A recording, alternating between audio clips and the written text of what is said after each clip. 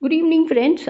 As said, this is in continuation the last video of mine, wherein I'm going to give you and speak out about the various things that are necessary and inclusive for my research work out here. So here you will see that residential programs. I am also a non-fictional writer. Sometimes I need, so for writers, there's a lot of residential programs which are available.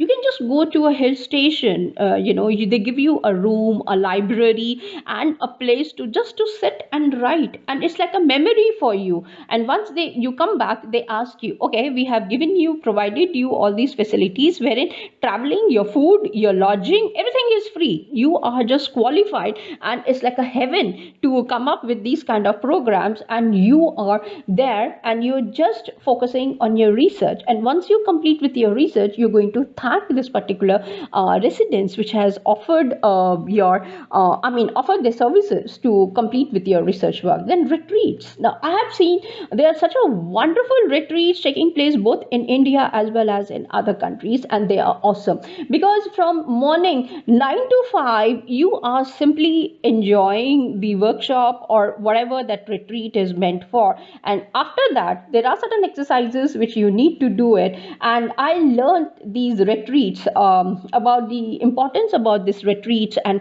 how they are useful for my own research. It's yet another domain to be explored all by yourself. Then comes random interviews, fixed interviews. These are also certain things that takes place in qualitative research, and when I'm discussing about them, I'll be showcasing paid interviews. Definitely, yes. If you are very serious about your research, rather than making the payment for somebody else to collect the data for you, why you don't, spend the money and collect the data for yourself and see how well you are able to come up. We will talk about it later. Then the consulting services. There are consulting firms who are, the person is rich enough and they have spent a lot of time, I would say, in learning certain things, and now they have become the masters or the experts or the gurus of so and so techniques or tools, and you avail there by paying them a lot of money. So in that way you are able to get their services. Then observations from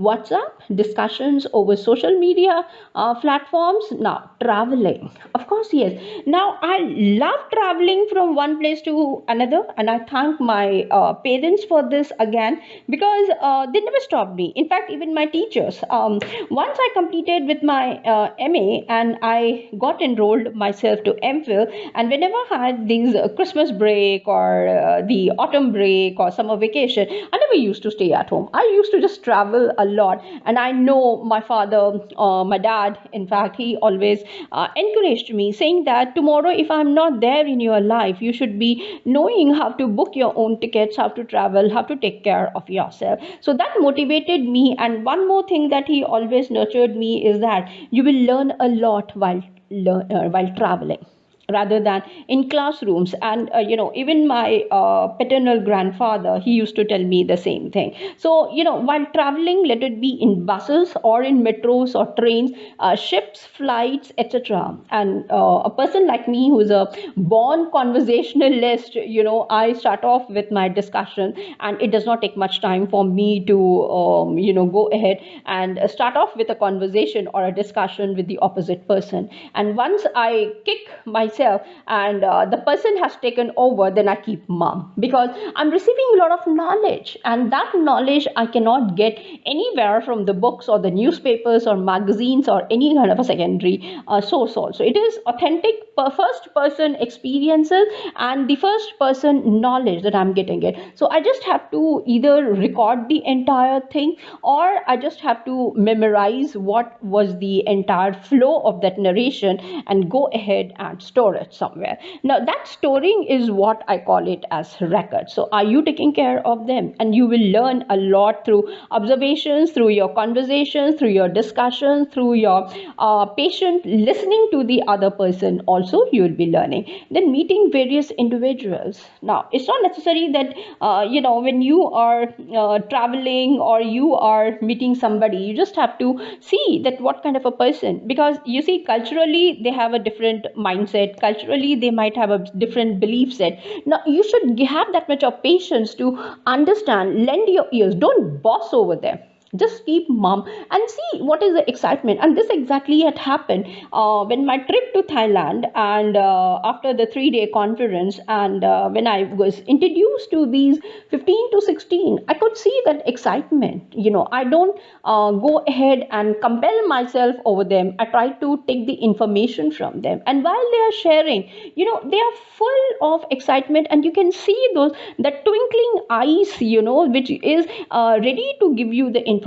You just have to understand and be a happy person, that yes, you have given the chance and you're making the other person happy, rather than saying, okay, I'm not interested and this is not. No, try to see what the other person is trying to you. Don't misunderstand that person. And these are the small life lessons that I've learned. And sometimes I thought, okay, initially, yes, it used to take, however, I got used to it, and now I understand what is the importance. So once my teacher asked me, so Ramni, how do you find? I said, so it's a marvelous journey of mine as a mentor, as a guide, and now I'm able to understand. So here comes in, go ahead and start, recording those things also, and you never know in what way they are going to be helpful. Similarly, encounters at hotels, restaurants, etc.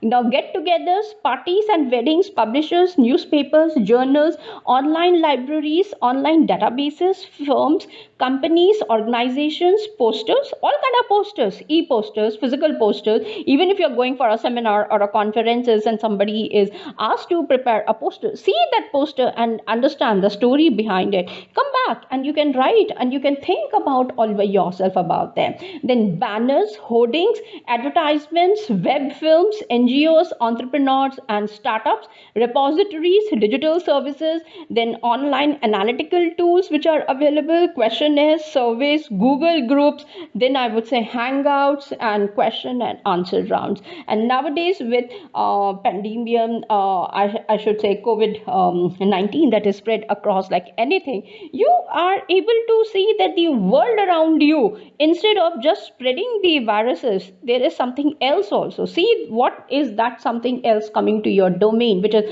totally going to be your intellectual property. Now, are you documenting that? That is what my question is. And I'm going to, with that question, I'm going to end this particular video of mine. Let me come up with yet another one with more information for you. Till then, thank you and take care. Bye.